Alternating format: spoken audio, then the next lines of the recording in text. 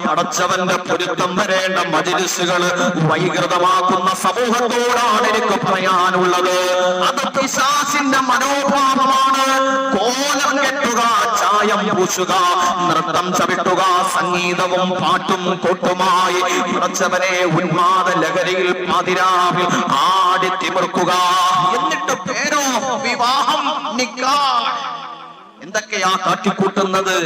കോലം കെട്ടുന്നു, ചായം പൂശി നൃത്തം ചവിട്ടുന്നു, സംഗീതവും പാട്ടും കൊട്ടുമായി പാതിരാവിന്റെ നേരങ്ങളിൽ ഉന്മാദ ലഹരിയിൽ ആനന്ദ നൃത്തം ചവിട്ടുകയാണ്.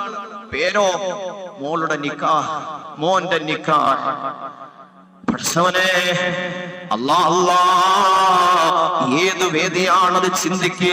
ഒരിക്കലെങ്കിലും നീ ഒന്ന് ഇരുന്ന് ചിന്തിക്ക്. നീ എവിടെയാണ് ഇതൊക്കെ കാണിക്കുന്നത്? നീ ഒന്ന് ഇരുന്ന് ചിന്തിക്ക്. നിന്റെ ഹൃദയത്തിൽ കൈവച്ച് നീ ഒന്ന് ചിന്തിക്ക്. മോനെ, എന്റെ പൊന്നു മോളെ, എന്റെ പ്രിയപ്പെട്ട രക്ഷകർത്താക്കളെ, ഇതെവിടെയാണ് ഇത് കാണിച്ചു കൂട്ടുന്നതെന്ന്? അല്ലാഹുവിന്റെ കരുണയും പൊരുത്തവും വരേണ്ട പാവനമായ സദസ്, റഹ്മത്തിന്റെ മലായികത്തുകൾ ഇറങ്ങി വരേണ്ട പുണ്യമായ കർമ്മം, പരിശുദ്ധമായ ഇസ്ലാം പറഞ്ഞുവല്ലോ,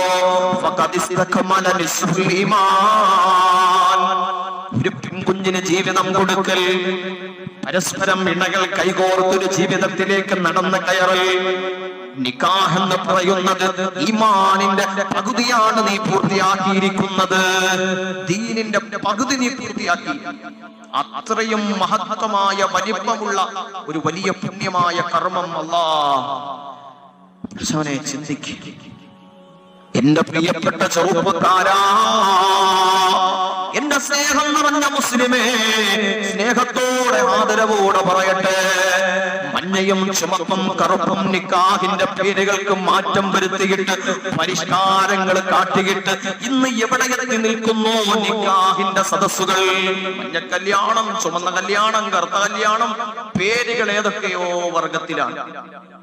എവിടെ എത്തി നിൽക്കുന്നു സമുദായത്തിൽ ഇന്ന് നിക്കാഹിന്റെ വേദികൾ? ഈ സമുദായത്തിന്റെ വിവാഹ വേദികളാണ് ഏറ്റവും മോശമായത്, ഏറ്റവും വൃത്തികെട്ട രൂപത്തിൽ തരം താഴ്ന്നു പോയത്. ഈ സമുദായത്തിൽ നടക്കുന്ന നിക്കാഹുകളാണ് പലപ്പോഴും. വേദനയോടെയാണ് പറയുന്നത്.